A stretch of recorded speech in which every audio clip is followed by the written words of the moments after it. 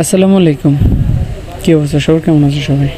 আজকে আসলে অনেক দিন পর একটা ভিডিও নিয়ে আসলাম। সেটা হচ্ছে যে আমাদের মতিরহাটের যেই মেইন সড়ক আছে সেটা কিন্তু পাশেই কিন্তু নদীর পানি প্লাবিত হয়ে কিন্তু ডুবে যাচ্ছে।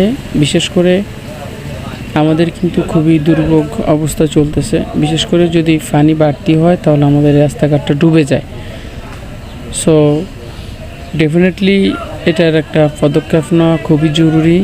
বিশেষ করে আমাদের এই মতিরহাট অঞ্চলটা কিন্তু একদম নদীর সাথে সম্পৃক্ত থাকার কারণে যখন একটু জোয়ারের পানি প্লাবিত হয় তখনই কিন্তু মতিরহাট বাজারটা সব পুরো এলাকাটা একদম পানি প্লাবিত হয়ে খুবই ভয়ঙ্কর রূপ ধারণ করে। তবে সিজন পরিবর্তন হয়, ঋতু পরিবর্তন হয়, তবে আমাদের আসলে ভাগ্যটা ঠিক আগের চেয়ে দিন দিন বেহাল অবস্থা যাচ্ছে, কিন্তু ভাগ্য পরিবর্তনের কোনো অবগতি দেখি না। বিশেষ করে এখানকার যেসব জেলেরা আছে তারা কিন্তু নদীর সাথে একদম ব্যবসা বাণিজ্য নদীর সাথে ক্লোজিং থাকার কারণে যদি নদীতে মাছ না পড়ে বা তারা যদি মাছ না পায় তাহলে ব্যবসা বাণিজ্যের অবস্থা খুবই ডিফিকাল্ট হয়ে যায়।